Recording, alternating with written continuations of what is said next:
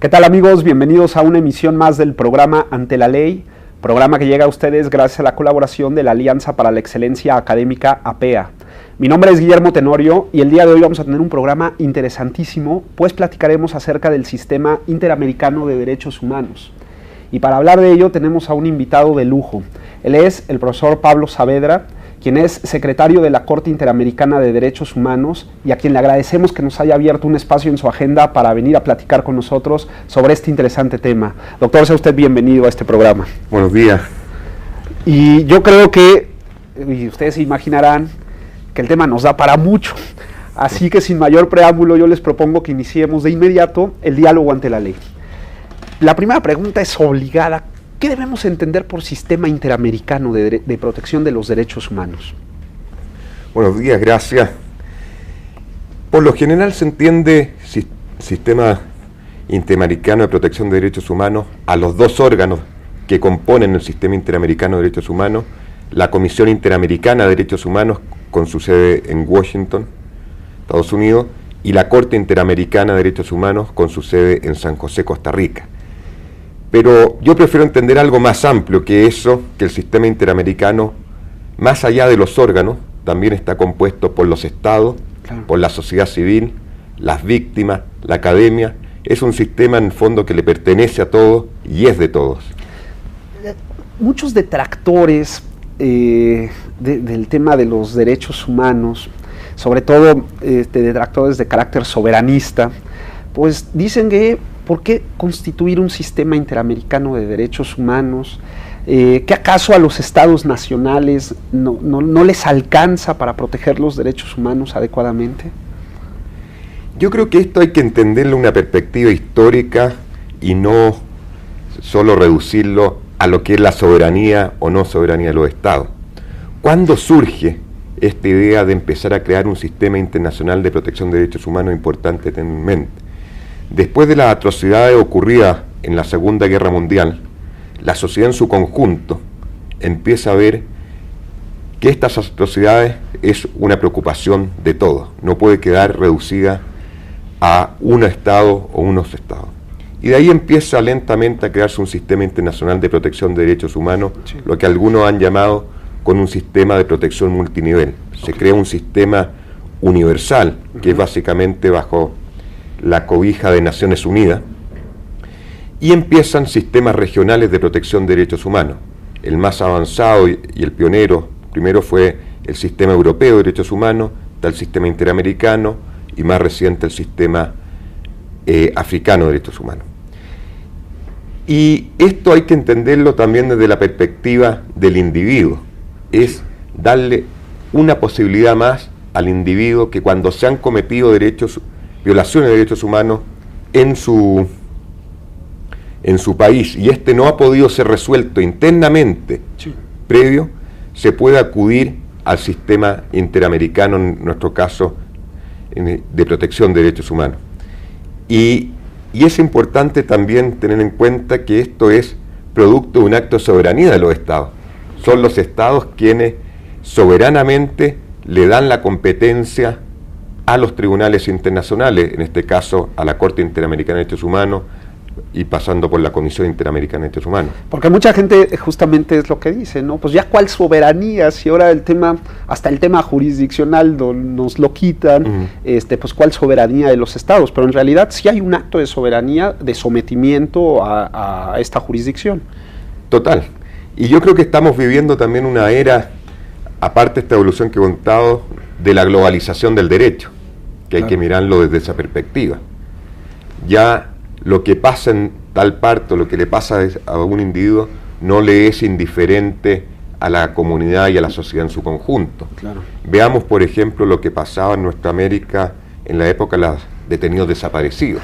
Era un problema que les incumbía a todos. Entonces estamos también en un proceso de globalización del derecho y que, insisto, un poco es darle más garantías al individuo, a la persona. es poner al sujeto, al ser humano, como sujeto de derecho internacional, que es muy contrario a lo que pasaba con anterioridad a la Segunda Guerra Mundial. Es como una especie, por ahí algunos autores dicen que es como del tema de los derechos humanos, que es como una especie de jus comune, de derecho común, porque lo mismo ocurre en Europa, lo mismo ocurre en África, lo mismo ocurre en América, e inclusive los criterios, o muchos de los criterios prácticamente son muy parecidos, y los documentos internacionales pues contemplan los temas prácticamente idénticos, ¿no? Sí. Y eso también, muy bien lo dice, un jus comune porque hay un mínimo de derechos, claro, que son los que están plasmados en nuestro caso de América, en la Convención Americana de Derechos Humanos, que es aquel mínimo donde hay un consenso sobre el cual dar una protección a los individuos respecto a los países que han reconocido la competencia de la Corte o ratificado la Convención Americana.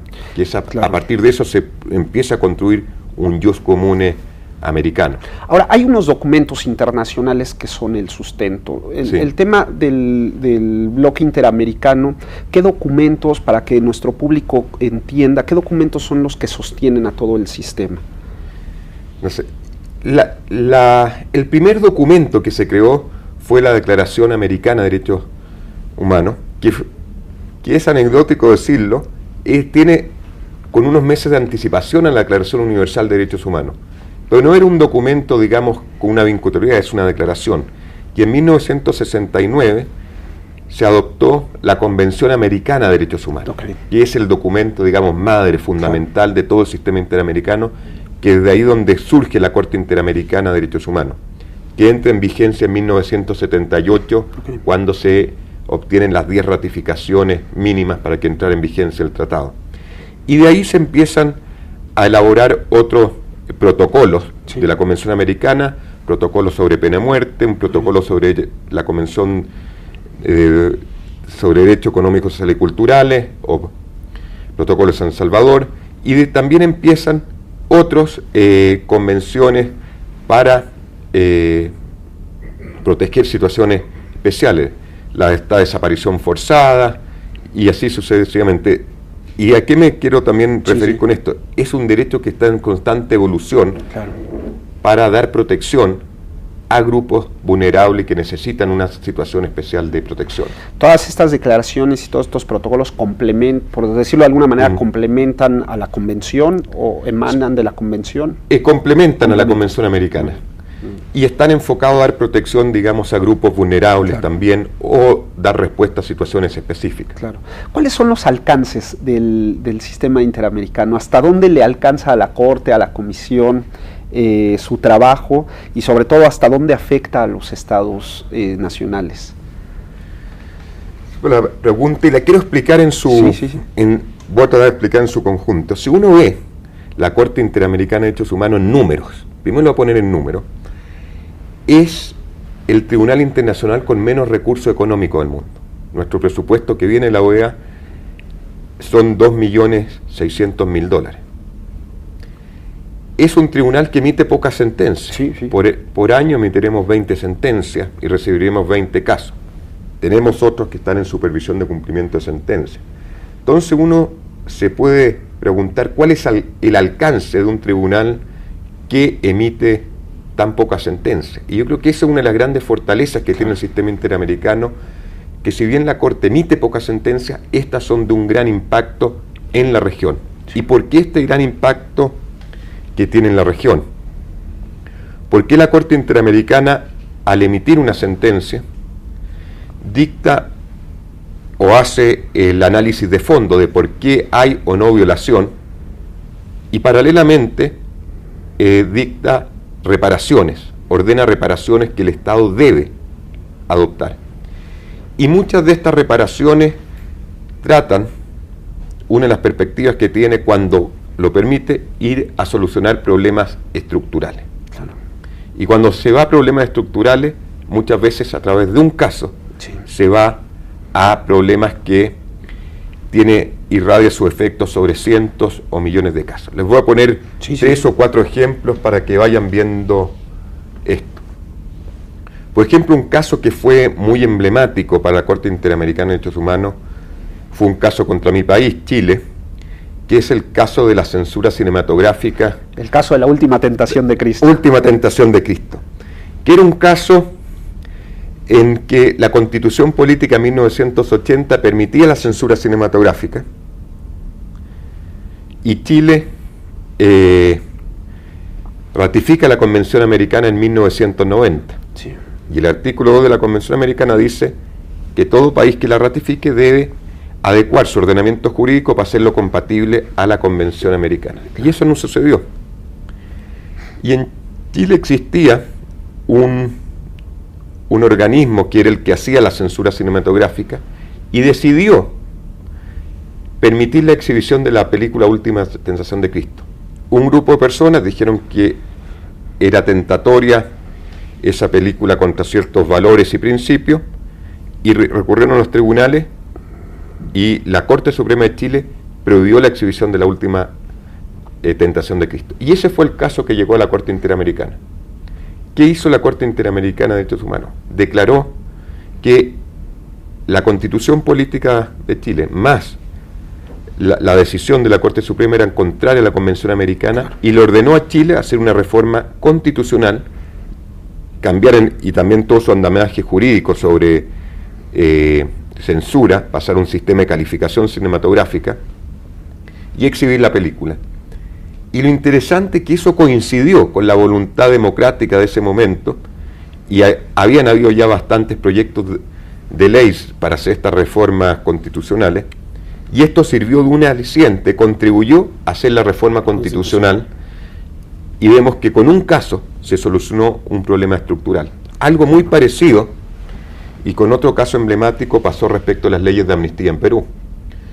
Cuando en el gobierno del presidente Fujimori se pasaron las leyes de amnistía para no seguir la persecución penal sobre las violaciones de derechos humanos entre 1980 y 1995, que significó que el Estado renunciara a su potestad punitiva en caso de violaciones de derechos humanos cometidas por las fuerzas de seguridad,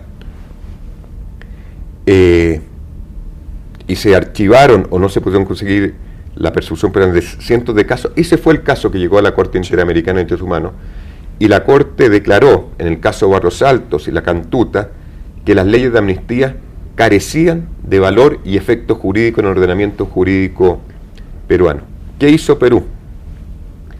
Inmediatamente el fiscal general y los tribunales, el fiscal general le ordenó a los fiscales continúen con las investigaciones, pidan reabrir investigaciones, y fue, yo creo, una de las contribuciones más importantes que ha habido para el combate a la impunidad en Perú, y se pudo saber la verdad.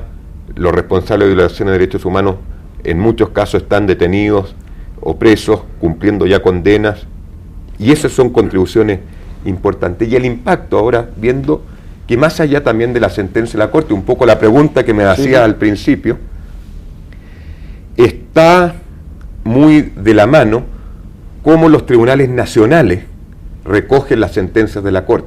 Y por ejemplo, este caso de las amnistías de Perú, posteriormente en el año 2006, la Corte Suprema Argentina, haciendo esto que está muy de boga, el control de convencionalidad, hace un control de convencionalidad y deja sin efecto las leyes de amnistía, audiencia viva y punto final, como se llama en Argentina, argumentando, entre otras cosas, la importancia de la decisión de la Corte Interamericana de Derechos Humanos, en el caso Barrios Altos, respecto de Perú, y cómo esto es obligatorio para Argentina y las deja sin efecto. Entonces esa es una manera también que es, digamos, la comunicación que hay con las altas cortes y con el derecho nacional, que es cómo esto empieza a permear. Yo le propongo que vayamos a un pequeño corte, pero regresando me gustaría dejar incuado un tema, que es que mucha gente dice sobre el sistema interamericano que en realidad, por esta idea de la jerarquía de los tribunales, se vuelve una especie de tribunal de alzada o un tribunal jerárquico superior a las cortes nacionales. Dejamos la pregunta abierta y regresando la retomamos. Perfecto. No se vayan, como verán, estamos platicando un tema muy interesante que es el Sistema Interamericano de Derechos Humanos y tenemos a un auténtico experto en la materia. Él es el doctor Pablo Saavedra, quien es secretario de la Corte Interamericana de Derechos Humanos. Volvemos en un minuto.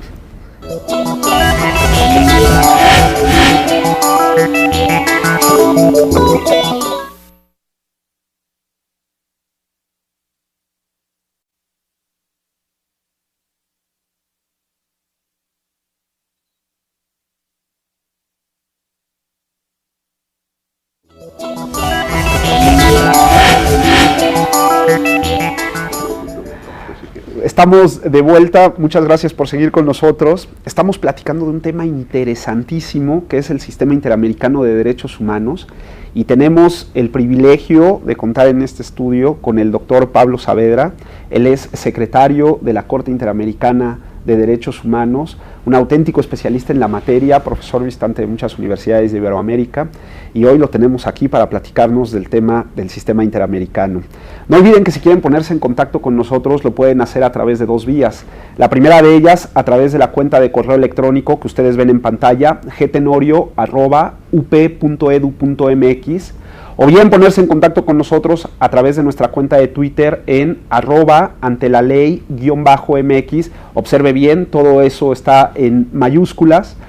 O bien a través de las cuentas del canal judicial en @canaljudicial, la cuenta de Twitter, o la cuenta de Facebook en facebook.com/canal judicial, donde con todo gusto entraremos en contacto con ustedes para escuchar sus sugerencias, comentarios o dudas respecto a los contenidos de este programa.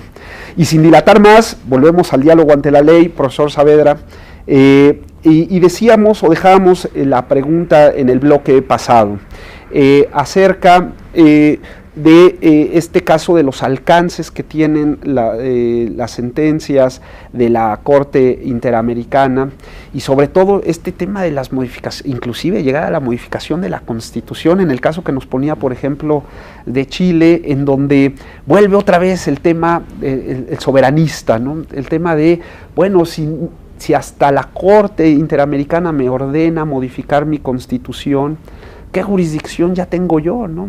Eso supone que los tribunales nacionales pues quedan supeditados a la Corte Interamericana, es una especie de tribunal de alzada que le ordena al Estado qué hacer. ¿Cómo podemos entender estos alcances? Ahí yo creo que es primero importante entender que esto es un sistema subsidiario y no es una cuarta instancia, la Corte Interamericana. ¿A qué me estoy refiriendo con esto? Para llegar al Sistema Interamericano de Derechos Humanos, previamente hay que agotar los recursos internos. Es el Estado Nacional quien tiene la primera obligación de tratar de solucionar los problemas. Cuando eso no se solucionan y llevan violaciones a los derechos humanos, ahí recién se puede empezar a activar, digamos, el Sistema Interamericano de Derechos Humanos. Y lo otro hay que entenderlo como un sistema complementario. Y muchas veces se mira al sistema interamericano, más bien en el caso de la Corte, como una Corte extranjera, y yo creo que hay que mirarla como una Corte nacional, como parte del derecho nacional. No es si bien es un tribunal que está en San José, Costa Rica, pero es parte de la jurisdicción mexicana. Entonces es un tribunal nacional, parte de la jurisdicción nacional. Y yo creo que la Corte, si puede ordenar una reforma constitucional en este caso, eso lo hace en casos muy limitados, cuando hay una constitución política que es abiertamente incompatible con la Convención Americana, como es permitir la censura cinematográfica. Veamos lo que estamos hablando, que ya en 1990 siguiera el único país de América con un sistema de censura y no un sistema de calificación. Claro, no es que la Corte se la pase ordenando modificaciones a la Constitución. La Corte es muy responsable para eso, son casos muy extremos. Que yo ponía las leyes de amnistía, de autoamnistía, es buscar la impunidad con todo lo que eso conlleva para un país, para un determinado sector. Entonces, por eso la Corte puede entrar a hacer este tipo de reparaciones y apreciaciones. Y también aquí, como digo, que no tomarle un tribunal extranjero, algo que aquí en México está muy digamos, hoy en día de moda o se ha desarrollado mucho y se habla mucho el tema de control de convencionalidad. Sí. ¿Y cuál es la importancia también del control de convencionalidad? Que cada uno lo tiene que hacer responsablemente dentro del órgano, dentro de los márgenes de su competencia, que cada juez nacional se transforma a su vez en un juez interamericano, claro, al tratar o el deber de aplicar los tratados internacionales. Entonces, por eso es un sistema que no está sobre las Cortes Nacionales, sino es parte del derecho nacional y es un trabajo complementario. Muchas veces nosotros en nuestras decisiones también seguimos y miramos las soluciones nacionales, claro, para ir complementando, y por eso hoy en día se habla mucho de un diálogo entre el derecho nacional e internacional. Claro. Usted ha mencionado el tema de la comisión y de la Corte, y a lo mejor sería bueno para nuestro auditorio diferenciar qué es la comisión, cuál es el papel de la comisión y cuál es el papel de la Corte Interamericana. Perfecto. Y gracias por la pregunta, es importante. Como decía, son los dos órganos, que si bien el sistema es más que eso, son los dos órganos del sistema interamericano de derechos humanos. La comisión tiene su sede en Washington, la Corte en San José. La comisión tiene funciones más amplias que las funciones de la Corte Interamericana de Derechos Humanos. Todo individuo que sienta que se le han vulnerado sus derechos fundamentales o sus derechos humanos, no hay un acceso directo a la Corte, a diferencia del sistema europeo, claro, sino tiene que llegar a través de la Comisión Interamericana de Derechos Humanos. Y la Comisión inicia lo que se llama el procedimiento de casos contenciosos respecto de esas denuncias que se le o peticiones que se preguntan, y puede llegar a la Corte respecto de los países que han reconocido la jurisdicción de la Corte, que son 20 de los 34. Bien. Pues la Comisión tiene otras funciones que van más allá de los casos contenciosos. La Comisión tiene una función de monitoreo sobre la situación de los derechos humanos en la región o respecto de países en particular.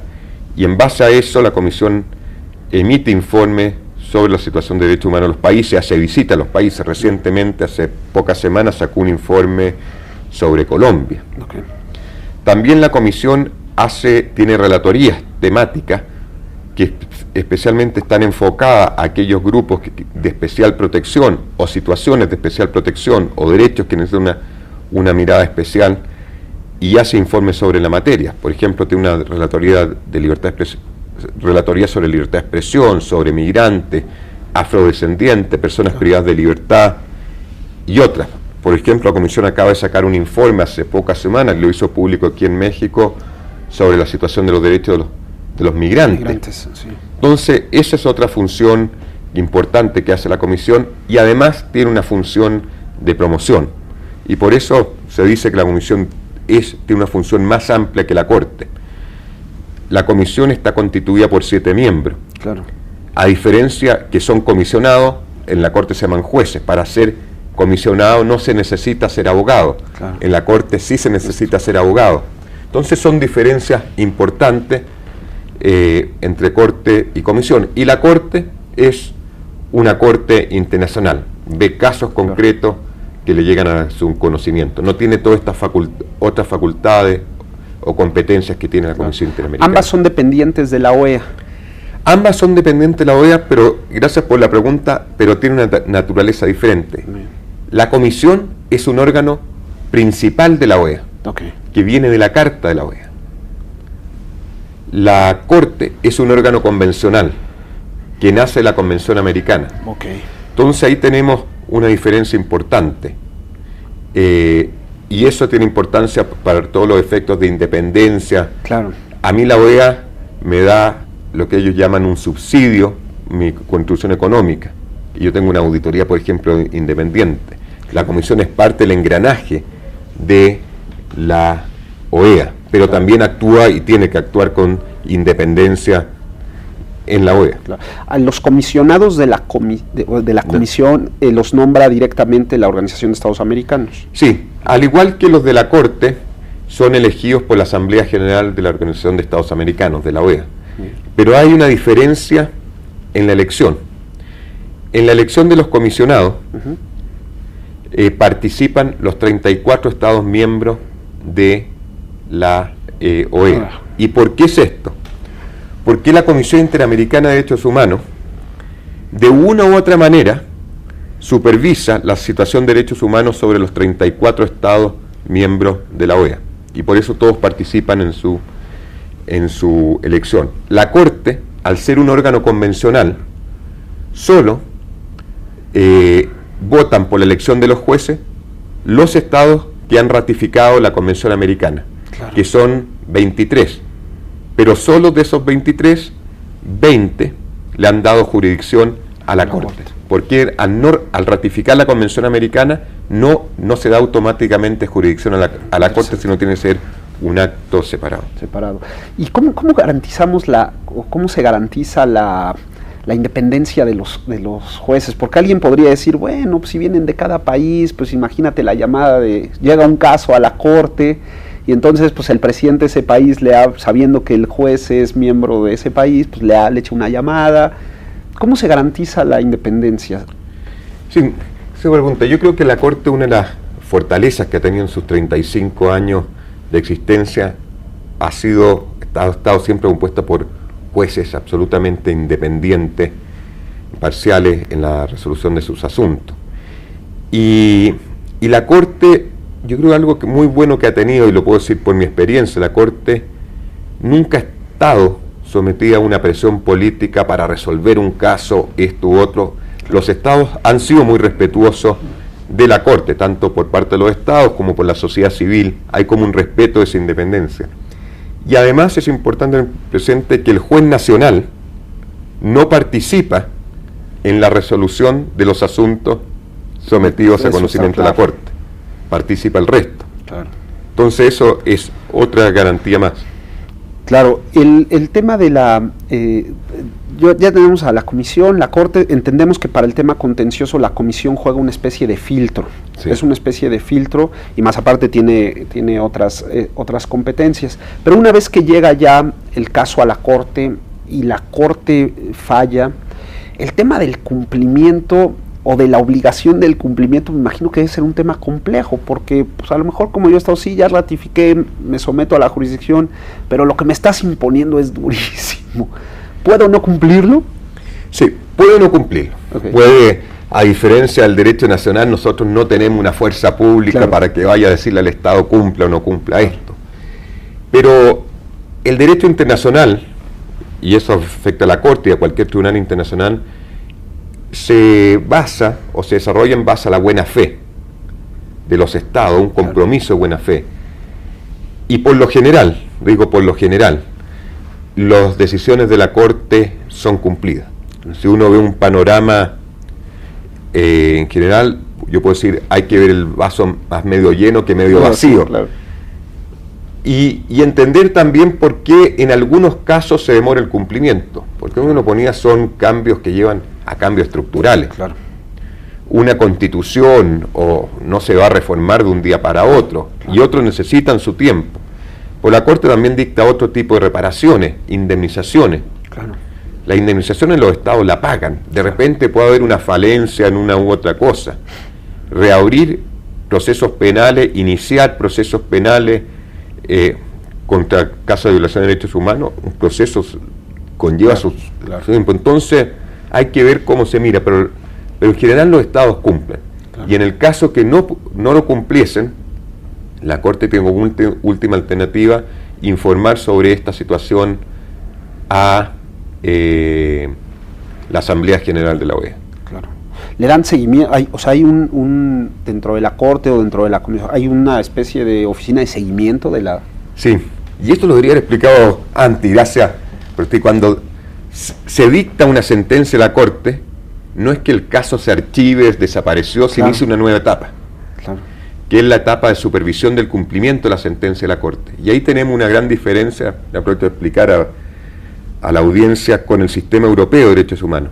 En el Sistema Europeo de Derechos Humanos, quien hace el seguimiento de las sentencias que emite la Corte Europea de Derechos Humanos es el Comité de Ministros, un órgano Consejo de Europa. En nuestro caso, quien hace la supervisión del cumplimiento es la propia Corte Interamericana de Derechos Humanos. ¿Y cómo se hace este cumplimiento? En la sentencia se dice que el Estado tiene que informar a la Corte y debe cumplir una u otra, dependiendo la reparación, dentro de un año. Y el Estado le da un informe a la Corte: cumplí esto, estoy cumpliendo esto, me falta esto. Y de eso se le da traslado a las víctimas y a la Comisión Interamericana para que presenten sus observaciones. Y ante esa información la Corte puede requerir más información al Estado, puede sacar una resolución o puede llamar a una audiencia de supervisión de cumplimiento, donde le dice a las partes: miren, hablemos sobre, infórmeme si esto está cumplido o no, pueden haber divergencias.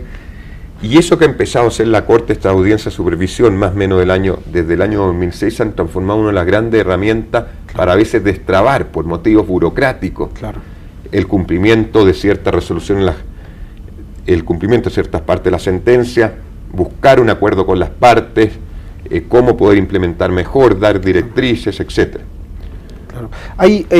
Normalmente los Estados miembros tendrían que estar o diseñar los mecanismos también para darle seguimiento, y el Estado tendría que estar preparado para el caso de indemnizaciones, en fin, todo esto, porque a veces en ocasiones creemos que cuando viene la resolución de la Corte Interamericana, pues le toca al Poder Judicial ver cómo se implementa, pero esto va más allá del Poder Judicial. En realidad el tema, me parece que el tema de los derechos humanos, ya cuando viene la resolución de la Corte, pues en ocasiones esto afecta prácticamente todo el sistema, el ejecutivo, el judicial, inclusive el legislativo, ¿no? Sí. No, esto permea a todo el andamiaje del Estado. Por ejemplo, hay partes de la sentencia que pueden tocar al Poder Judicial, lo que puede referirse a reapertura de procesos penales, continuación de la persecución penal u otras cuestiones relacionadas con materias judiciales. Pero hay otras que le corresponden al Ejecutivo, por ejemplo, cómo pagar atención, digamos, la Corte cuando ordena en algunos casos atención de salud, psicológica, etcétera, a las víctimas, se tienen que meter diferentes engranajes del Ejecutivo, las reformas legales o constitucionales o adopción de leyes, el legislativo. Entonces, eso permea a todo el andamiaje del Estado y no solo una responsabilidad del, digamos, Poder Judicial. El Poder Judicial. Usted hablaba del diálogo.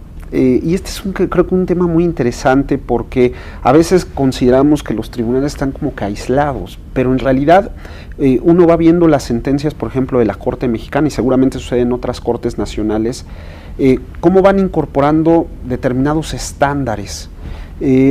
Aquí también mi pregunta va encaminada en función a otros sistemas de derechos humanos, porque vemos fallos o con criterios muy parecidos. La Corte Interamericana no solamente dialoga con las cortes nacionales, sino también con las otras cortes de protección de derechos humanos. Sí, y esto del diálogo, como decía al principio, es fundamental. Yo creo que hoy día tenemos un muy buen diálogo en los países de nuestra América, pero este diálogo está también trascendiendo a las otras cortes regionales. Por ejemplo, para poner un poco en qué ha consistido este diálogo, nosotros muchas veces en nuestras sentencias citamos a la Corte Europea de Derechos Humanos, y cuando corresponde a la Comisión Africana y la Corte Africana, que es muy reciente, prácticamente no la hemos citado. Y la vamos citando mucho en nuestras sentencias, y últimamente, desde hace unos años, la Corte Europea de Derechos Humanos, en los temas que nosotros hemos desarrollado más, cita a la Corte Interamericana de Derechos Humanos. Ahí hay un diálogo importante.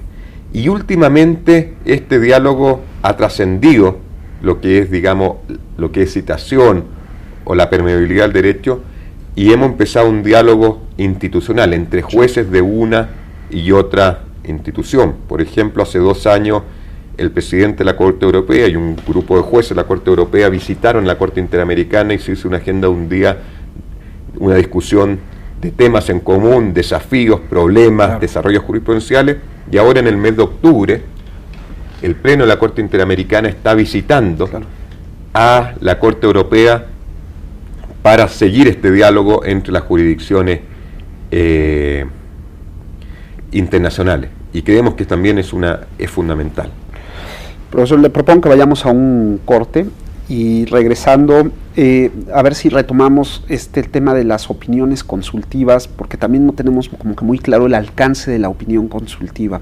No se vayan, estamos platicando de un tema muy interesante que es el Sistema Interamericano de los Derechos Humanos.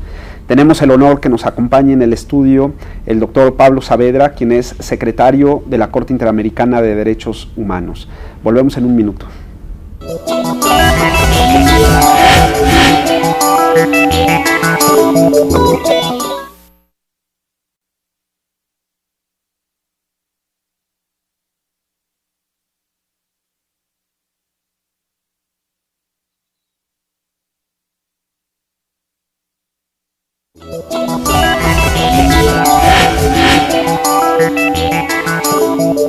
Muchas gracias por seguir con nosotros. Estamos platicando de un tema interesantísimo que es el Sistema Interamericano de los Derechos Humanos con el doctor Pablo Saavedra, quien es secretario de la Corte Interamericana de los Derechos Humanos. Bueno, profesor, ya nos ha puesto en perspectiva este tema del funcionamiento, las diferencias entre la Comisión, la Corte, los alcances de las sentencias de la Corte Interamericana. Y nos quedan todavía muchos temas en el tintero. Yo sé que es un tema que va a ser muy difícil de abarcarlo por completo, pero al menos como que ir teniendo nociones del trabajo que hace la Corte Interamericana. Y hay un tema que también llama la atención, algo que se llaman las opiniones consultivas. ¿Qué es esto de las opiniones consultivas? Es otra de las funciones que ejerce la Corte Interamericana de Derechos Humanos. La Corte tiene su función contenciosa, que son los casos propiamente tales. Sí. Otro que no hemos hablado, medidas provisionales, aquellas medidas urgentes que la Corte ordena, la protección de una determinada persona, sí, o la aparición de alguna determinada situación, y las opiniones consultivas. Sí. ¿Qué son las opiniones consultivas? Son aquellas opiniones que le pueden solicitar los estados o algún órgano de la OEA, que están ahí descritos en los instrumentos respectivos, para que haga la Corte una interpretación sobre el sentido y alcance de un determinado derecho, tratado o situación. Y aquí quiero ejemplificarlo con dos opiniones consultivas muy importantes para que vean engranaje. Hay una que ha sido trascendental y aquí en México ha tenido mucha importancia, fue la opinión consultiva 16 solicitada por México sobre los derechos de asistencia consular a las personas migrantes, si es o no un elemento, claro, del debido proceso. Claro. Y ustedes conocen todo el tema de la asistencia consular, especialmente en los casos de pena de muerte y otros. Claro. Y primero llamar la atención cómo México utiliza una cuestión de preocupación de su política pública, sí, no política pública, su política internacional, sí, la situación de los migrantes mexicanos y de otros, le presenta esta opinión consultiva a la Corte. Y la Corte fue el primer tribunal internacional, a través de esta opinión consultiva, sí, en que señala que la asistencia consular es un derecho y un elemento fundamental del debido proceso, claro, legal, que trasciende más allá si se trata de un tema que se puede aplicar a pena de muerte a la persona que está acusada de un delito. Y esto es lo que después recoge en los casos contenciosos de la Corte Internacional de Justicia. Pero claro, fue México el que puso este tema en el debate a través de una Ahora, esta opinión consultiva vincula, es vinculante para los estados. Hay una discusión cuán vinculante es o no una opinión consultiva. Toda mi opinión personal, yo creo que es vinculante. Claro. Es vinculante en el sentido que la Corte le da el sentido y alcance, ya sea una norma convencional o en este caso lo hace a través de la Convención sobre Viena, sobre asistencia consular, pero es un derecho que lo incorpora como un elemento esencial del debido proceso. Lo hace a través de una opinión consultiva, que es una opinión no es vinculante para el caso concreto, pero es una pauta a seguir para cualquier caso o situación similar que se encuentre algún individuo. Por ejemplo, posteriormente la Corte conoció unos casos ecuatorianos en donde uno de los problemas era la asistencia consular que no se le dio a un ciudadano francés y condenó al Estado por haber afectado su derecho a la defensa. Claro. Y otra opinión consultiva de una gran relevancia que sacamos hace 4 semanas atrás, ¿sí?, que por diferentes coincidencias se fue demorando, cuya audiencia pública fue aquí en México cuando sesionamos, que es los derechos de los migrantes. Claro. Y el migrante no acompañado, claro, y los niños migrantes no acompañados, más que el migrante, el niño migrante no acompañado, que es el tema de una relevancia fundamental hoy en día en la región, y especialmente ustedes. Hoy en todos los medios se habla de esos temas. Ese es el gran tema. Y primero rescatar quién solicitó la opinión consultiva. Fue solicitada por 4 estados, los estados del Mercosur: Argentina, Paraguay, Uruguay y Brasil. La solicitaron hace un tiempo. Yo creo que no se imaginaron la relevancia que es hoy en día ese tema. Y la Corte emitió esta opinión consultiva la notificamos 3 semanas, y es donde yo creo que por primera vez, lo puedo decir, se fijan todos los estándares y los derechos que se tiene que dar y el trato que las autoridades deben dar a los casos de los niños migrantes no acompañados. Claro. Ahora esta opinión hay que adoptarla internamente y traducirse en políticas públicas, derechos, etcétera. Esa es, por ejemplo, una relevancia fundamental que tienen las opiniones consultivas. Porque claro, hay de repente vemos que se dice, bueno, tal estado, a tal estado solamente lo vinculan a los casos que tienen que ver con él, las sentencias que tienen que ver con él. Pero en realidad, como el sistema, entiendo, se va moldeando y se va componiendo, el estándar internacional se va fijando. Sí. Y entonces, pues sí, es en efecto, pues a lo mejor hay solamente una vinculación respecto a los casos, pero en el diálogo intercortes, pues los estándares se van incorporando, ¿no? Absolutamente. Y esto en el fondo, por ejemplo, esta opinión consultiva, esta última, se tiene que transformar en una gran herramienta. Claro. Para que las Cortes Nacionales, las autoridades competentes en materia migratoria, etcétera, bajen estos estándares que en el fondo, ¿qué es lo que buscan? Es una protección del ser humano. Claro. Por eso es muy importante. Usted hablaba ahorita de las audiencias públicas. Llama mucho la atención que de repente, hace no mucho tiempo, aquí en México se llevaron a cabo estas audiencias. ¿Por qué van moviendo el tema? La Corte se va moviendo, es itinerante. Tiene sede en San José, sí, ¿no? Sí, y cuento un poco la idea y la filosofía que tiene esto detrás. La Corte en el año 2004 hizo una reflexión interna que era necesario acercar el sistema interamericano a los pueblos de América, a las instituciones, que no se mire que es, como lo que hablamos en principio, un tribunal extranjero, sino que es parte de la realidad nacional y un tribunal nacional, y es algo que le pertenece a los individuos. Entonces, con esa visión y mejorar también el diálogo con los estados, con la sociedad, la Corte decidió empezar a celebrar algunos de sus periodos de sesiones fuera de su sede. Y empezamos el 2005 con una aventura que no sabíamos en qué iba a terminar, qué recepción iba a tener, iba a ser bien o mal recibida, y yo me atrevo a decir que ha sido una de las mejores iniciativas que ha tenido la Corte. Desde ese entonces se visitan 2 o 3 países por año, sí, y ha tenido una gran recepción en la ciudadanía, en las autoridades, se ha acercado al sistema interamericano, la gente le pierde el miedo, como lo ve, y yo creo un gran ejemplo fue el periodo de sesiones que tuvimos en México en noviembre pasado, que fue multitudinario, eran 2.000, 3.000 personas, sí. Entonces eso muestra.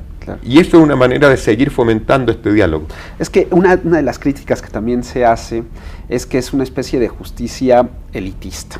Porque por ahí la gente dice, no, bueno, pues si me cuesta muchísimo dinero que llegue mi caso a la Corte Nacional, ¿cuánto me va a costar llegar a una Corte Internacional? Entonces, pues, algunos dicen, solo muy pocos llegan a ese tema. Sí, no quiero decir que un sistema elitista, pero es un sistema que no llegan todos. Claro. Por ejemplo, si uno estaba viendo ayer el número de peticiones que del año 2012 que fueron presentadas a la Comisión Interamericana, como yo decía, no entra en la Corte, sino entra por la Comisión, fueron alrededor de 1.900 peticiones, pues un poco más, un poco menos. Y 1.900 peticiones para la realidad de América Latina, no son 1.900 problemas solamente que hay. Entonces es muy poco el caso que llegan al sistema interamericano. También es un sistema, puede ser costoso, llegar a la Corte, hay que trasladarse a San José, Costa Rica, hay que estar ahí, etcétera, o Washington, cuando no toda la gente tiene recursos. Claro.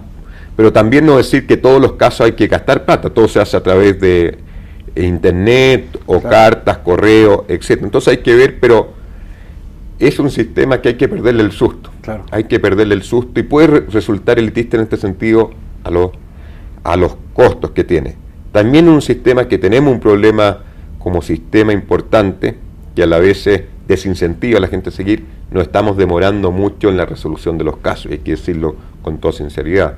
Y eso tenemos que corregirlo para que sea una respuesta pronta y oportuna, porque una respuesta tarde por parte de los órganos internacionales desincentiva la solución de los casos.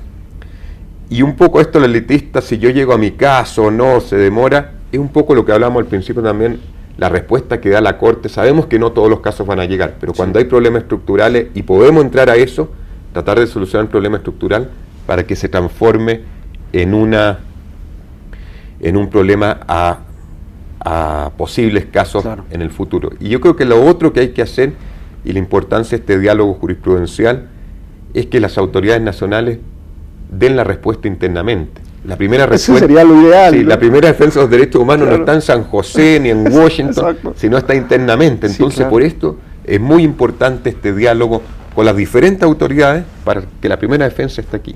No, y además, como el tema de los derechos humanos, como usted ya planteaba, se vuelve un tema transversal. La primera respuesta está en el legislativo, en el ejecutivo, en el poder judicial, en los jueces locales. En los jueces locales. Ese es un tema. Yo no quiero dejar de preguntarle, ¿qué retos hay en el sistema interamericano? Cuando uno viaja y platica sobre estos temas, pues claro, a lo mejor con la gente especializada, pues sí, tenemos muy claro el tema del sistema interamericano, o al menos tenemos nociones del sistema interamericano, pero al ciudadano a pie no llega esta información. El tema de la difusión del trabajo de la Corte, de la Comisión, que a lo mejor tendría que hacerse desde los mismos estados nacionales, pues es poco lo que la gente conocemos en ese tema.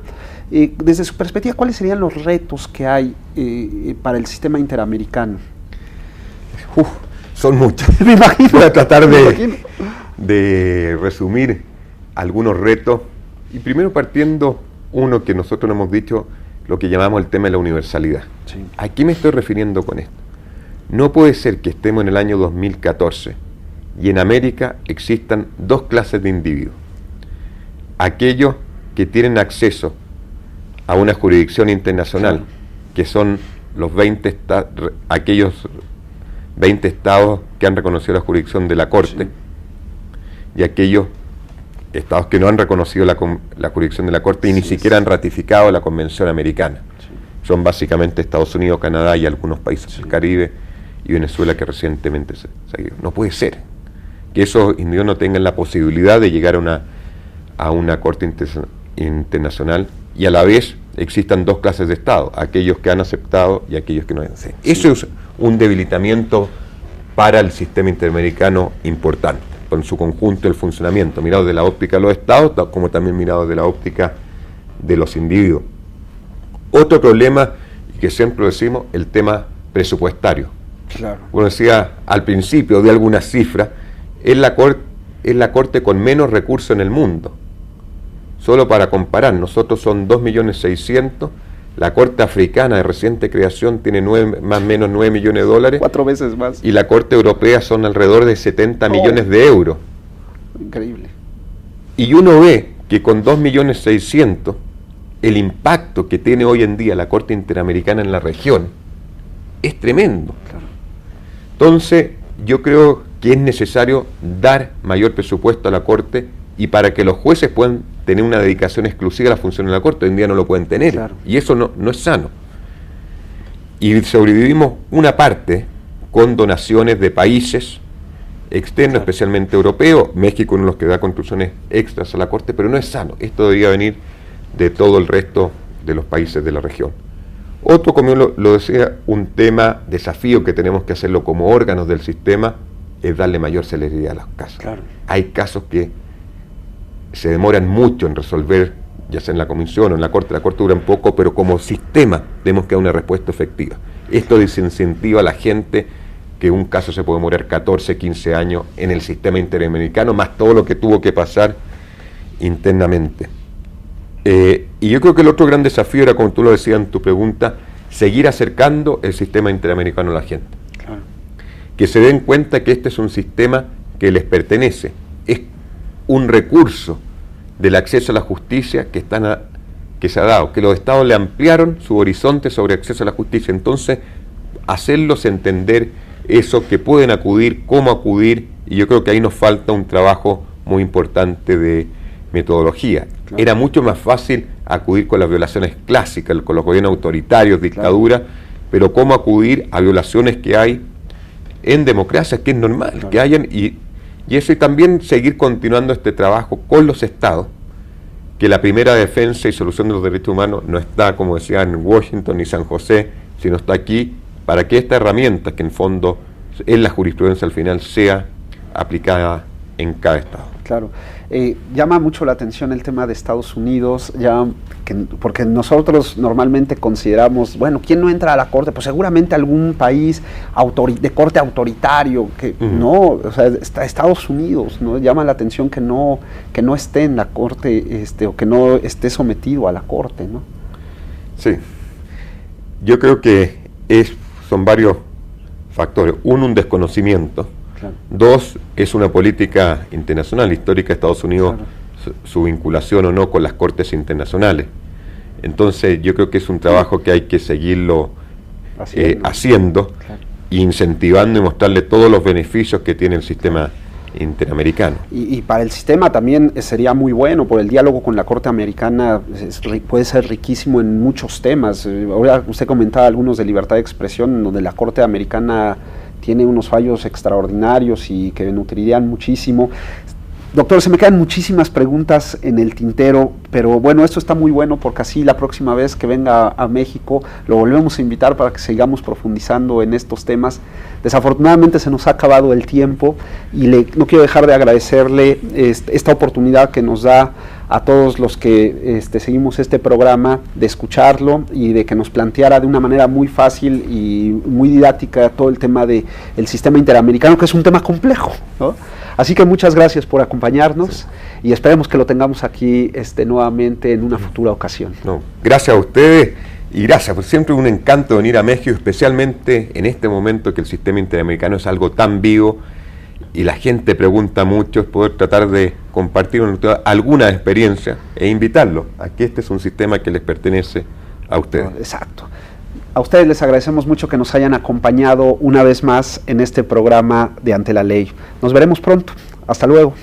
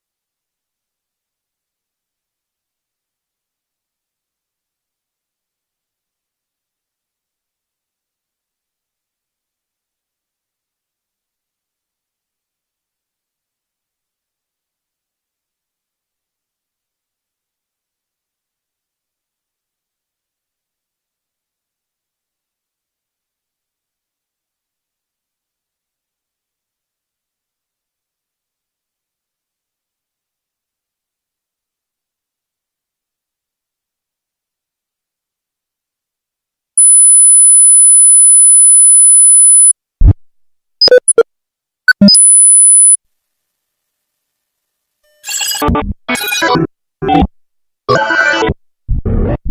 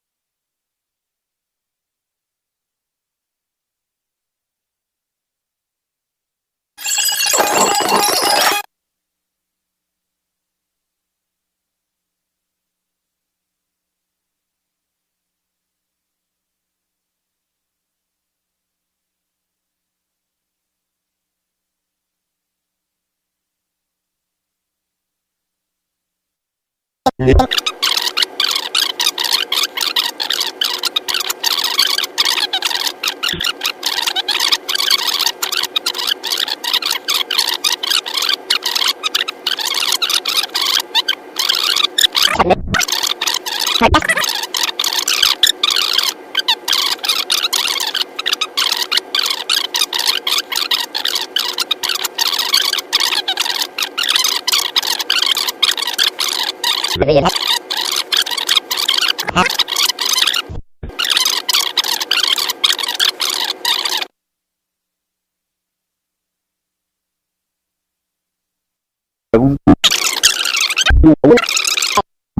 un segundo.